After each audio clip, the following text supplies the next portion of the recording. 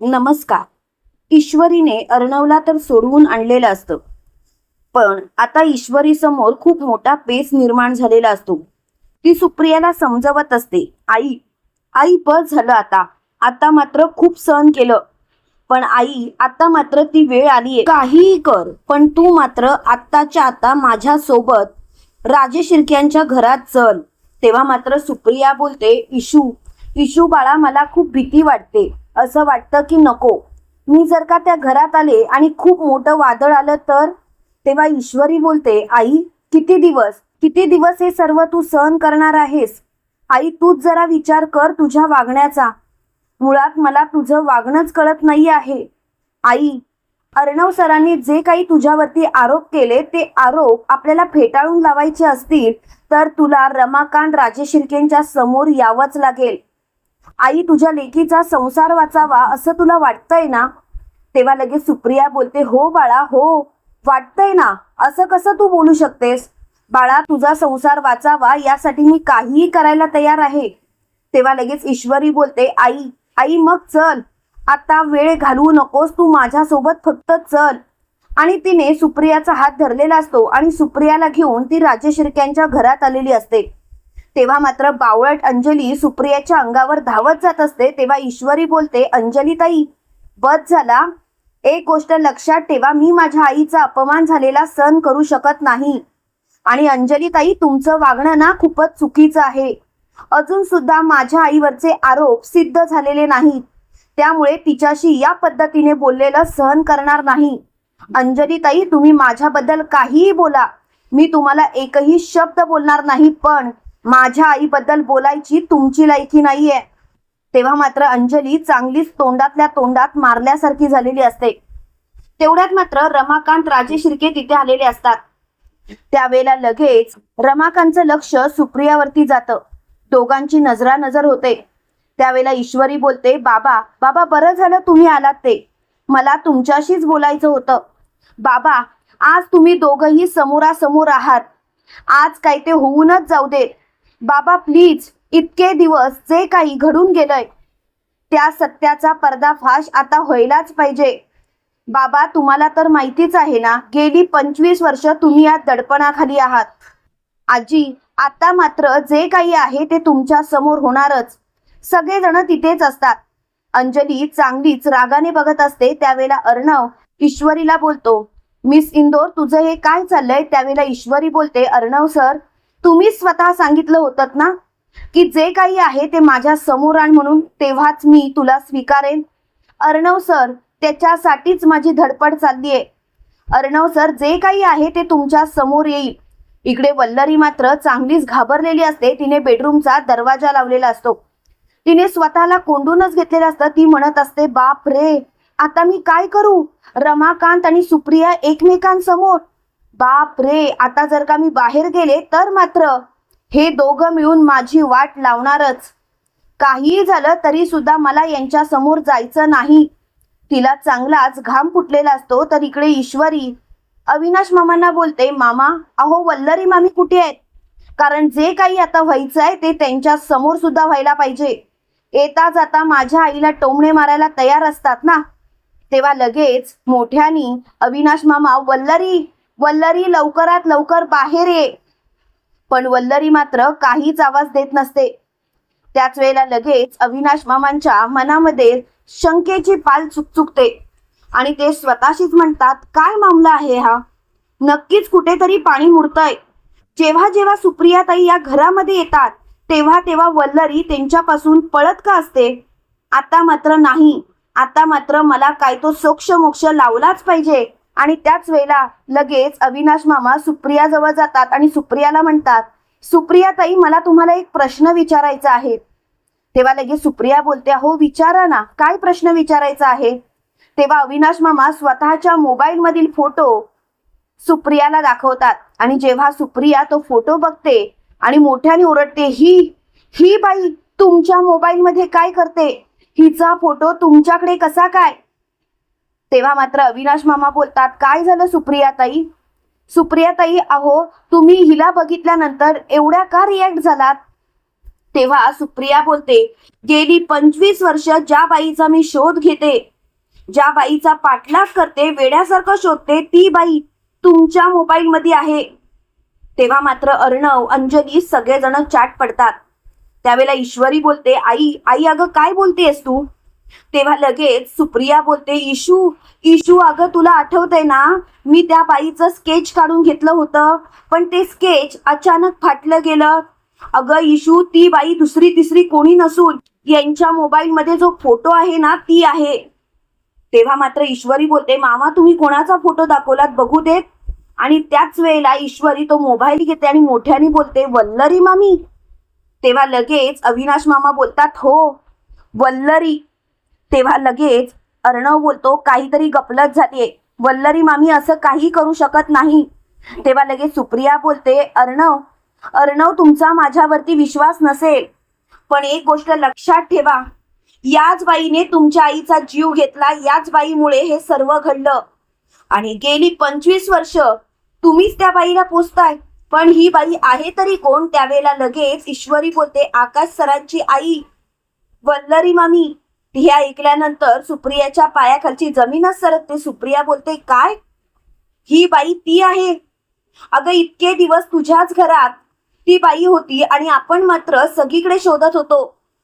त्यावेळेला अविनाश मामा बोलतात, अर्णव खरं सांगू का, सुप्रिया ताई जे काही बोलतायत ना ते खरं आहे. कारण फक्त आणि फक्त एवढंच आहे, ते म्हणजे प्रत्येक वेळेला जेव्हा सुप्रिया ताई या घरात येतात तेव्हा वल्लरी त्यांच्यापासून लांब पळालेली असते किंवा तिने स्वतःला कोंडून घेतलेलं असतं.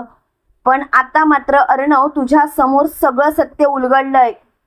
अर्णव, इतके दिवस जी बाई आपल्याच घरात राहत होती, आपणच तिला पोसत होतो, त्या बाईनेच सात्विका ताईचा जीव घेतलाय. उलट तिनेच त्यांचा संसार उद्ध्वस्त केलाय. खरं सांगू का अर्णव, मला हे माहिती होतं की रमाकांत भाऊजींची यामध्ये काहीही चूक नाही, तरी सुद्धा मला शांत राहावं लागत होतं. तेव्हा लगेच मोठ्यानी रमाकांत बोलतात, वल्लरी सोडणार नाही तुला. इकडे मात्र वल्लरीची चांगलीच पळताभुई झालेली असते. सगळं सत्य उलगडलेलं असल्यामुळे वल्लरी खूपच घाबरलेली असते. ती म्हणते, माझ्याच नवऱ्याने माझ्यासाठी खड्डा खणला, मला तर आहे ना याचा चांगलाच बंदोबस्त करायला पाहिजे, काय करावं तेच कळत नाहीये. पण आता मात्र शांत बसून चालणार नाही. इकडे सुप्रिया आणि रमाकांत दोघंही वल्लरीच्या बेडरूमच्या बाहेर येऊन जोर जोरात ठोठावत असतात. रमाकांत बोलत असतात, वल्लरी दरवाजा खोल, वल्लरी सोडणार नाही हो तुला. आता जर का तू दरवाजा खोलला नाहीस ना तर बघ. तेव्हा मात्र वल्लरी खूपच घाबरलेली असते. त्याच वेळेला लगेच रमाकांत सुप्रियाला बोलतात, ही अशी नाही ऐकणार, दरवाजा तोडावा लागणार. तेव्हा अर्णव रमाकांतला बोलतो, काळजी करू नका, मी दरवाजा तोडतो. आणि अर्णवने एका लातेमध्ये दरवाजा तोडलेला असतो. समोर वल्लरीला बघून सुप्रियाला खूपच राग येतो आणि सुप्रिया तिच्या अंगावर धावत जात तिचं सटासट थोबाड फोडत तिच्या झिंजा उपटत तिला फरफटत खाली घेऊन येते आणि जोरामध्ये जमिनीवर आपटते. तेव्हा मात्र वल्लरी चांगलीच तोंडावर पडलेली असते. आकाश अविनाश मामांना वाईट वाटत असतं. त्यावेळेला वल्लरी आकाशला बोलते, आकाश अरे काय करतोयस तू? 9 महिने तुला मी पोटात वाढवलं आणि तुझ्या आईचा अपमान होत असताना तू मात्र शांतपणे बघतोयस. तेव्हा मात्र आकाश बोलतो, मग काय करू? काय इच्छा काय आहे तुझी? अगं आई, मी जन्मालाच नसतो आलो तर मला हे सर्व पाहावंच लागलं नसतं. आई, हे सर्व तू केलंस? काय गरज काय होती तुला? फक्त प्रॉपर्टीच्या लालसेपायी एवढ्या खालच्या थराला उतरलीस? तुझ्यासारख्या बाईला तर मी कधीच माफ करणार नाही. तुला तर चांगलाच धडा शिकवला पाहिजे, तुझी लायकीच ती आहे. तेव्हा मात्र वल्लरी बोलते, बस झाला आकाश. त्यावेळेला सुप्रिया बोलते, लाज नाही वाटत तुम्हाला? अहो, का असं वागलात? स्वतःच्याच नंदेचा संसार उद्ध्वस्त केलात, अर्णव आणि अंजलीला पोरकी केलं. तुम्हाला कळतंय का? त्यांच्या डोक्यावरून त्यांच्या आई वडिलांचं छत्र कायमचं काढून घेतलं.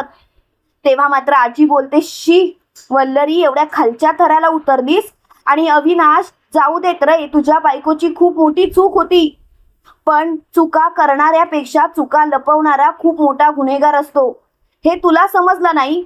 अविनाश, तुला जर का सत्य परिस्थिती माहिती होती तर तू तू आमच्यापासून का लपवलंस? अविनाश, तेव्हा जर का तू सांगितलं असतंस तर तर कदाचित ही वेळच आली नसती. अविनाश, असं वागून तुला काय मिळालं? तेव्हा लगेच अविनाश मोठ्याने बोलतो, काय मिळालं? अगं आई, माझी बोलायची हिंमतच होत नव्हती. प्रत्येक वेळेला ही बाई मला ब्लॅकमेल करायची, माझं नाईलाज व्हायचा. आई आई तू प्लीज असा विचार सुद्धा मनात आणू नकोस. तू असा विचारच का करतेस? तेव्हा लगेच आजी बोलते, अविनाश, आता ज्या पद्धतीने तू वागलास तीच पद्धत जर का पहिल्यांदा अवलंबली असतीस तर ही वेळच आली नसती ना. अविनाश, तू असं कसं काय वागू शकतोस? तुझ्याकडून तर मला ही अपेक्षाच नव्हती. तेव्हा मात्र ईश्वरी बोलते, आजी ते सर्व राहू देत, पण वल्लरी मामी, तुम्ही हे सर्व का केलं? काय मिळालं तुम्हाला हे सर्व करून? त्यावेळेला अर्णव वल्लरीच्या अंगावरती धावत गेलेला असतो आणि तो वल्लरीवरती मोठमोठ्याने आवाज चढवत असतो. तो वल्लरीला बोलतो, लाज वाटते मला तुझी, लाज. अगं, काय मिळालं काय तुला असं वागून? का असं वागलीस तू? बोल मामी, बोल. अगं, आईचा दर्जा दिला होता आणि तू मात्र माझ्या आईचाच विश्वासघात केलास. अगं बोल ना, कोणती इच्छा तुझी पूर्ण केली नाही? तेव्हा वल्लरी बोलते, बस झालं. काय सारखं लावलंय इच्छा इच्छा? अरे अशा कोणत्या इच्छा माझ्या पूर्ण केल्यात तुम्ही? हे जे काही वैभव मला मिळतंय ना, ही जी काही प्रॉपर्टी आज माझी आहे ना, ती फक्त आणि फक्त स्वतःच्या बळावर. अरे तुझ्या आईला एवढा घमेंड होता ना की तुला काय सांगू. येता जाता सगळ्यांसमोर माझा अपमान करायची, मला नाही नाही ते बोलायची. अरे सगळ्यांसमोर माझं थोबाड फोडायची. तेव्हा मात्र अर्णव बोलतो, पण त्यासाठी सुद्धा तूच जबाबदार असणार ना. त्याच वेळेला अविनाश मामा बोलतात, सात्विका ताईने कधीच असं केलं नाही. वल्लरी, या सर्व गोष्टींसाठी तूच जबाबदार आहेस. तूच हे सर्व घडवून आणलंयस वल्लरी. तेव्हा वल्लरी बोलते, तुम्ही तर गप्पच बसा अविनाश. तुमच्या तोंडातून माझं नाव सुद्धा घेऊ नका. अहो, तुम्हाला कळतंय का, मी जर का एवढं सगळं केलं नसतं ना तर तर आज आपण एवढ्या सुखसोयीमध्ये राहूच शकलो नसतो. आपल्या मुलाचं काय झालं असतं याचा विचार करा. आणि आकाश, तू माझ्या समोर तोंड उघडतोस. अरे जे काही हे वैभव भोगतोयस ना, ते फक्त आणि फक्त माझ्यामुळे.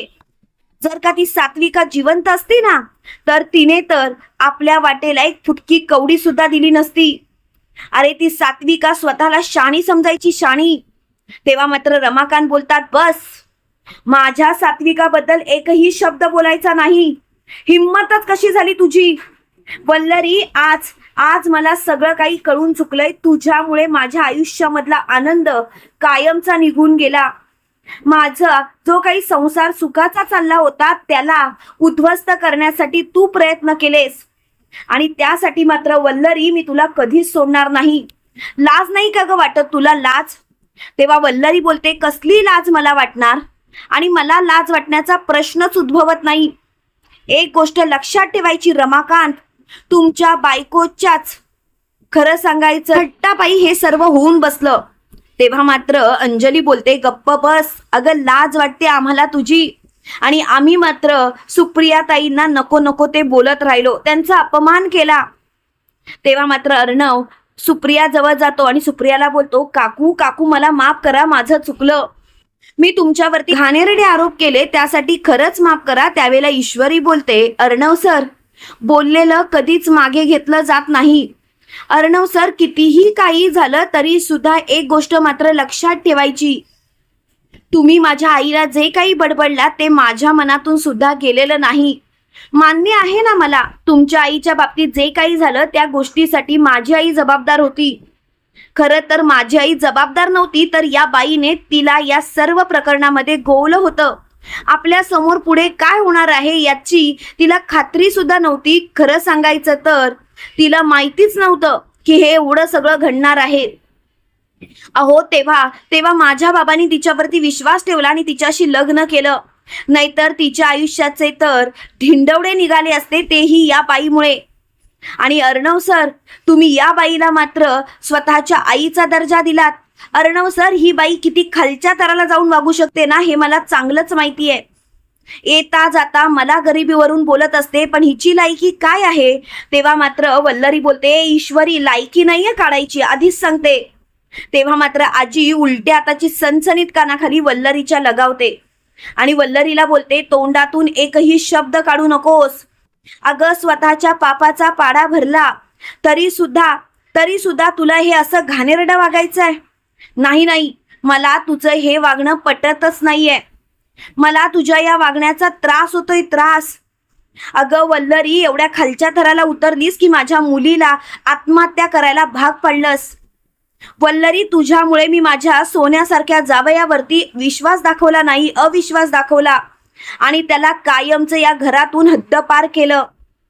या सगळ्या गोष्टींना तू जबाबदार होतीस वल्लरी, तू.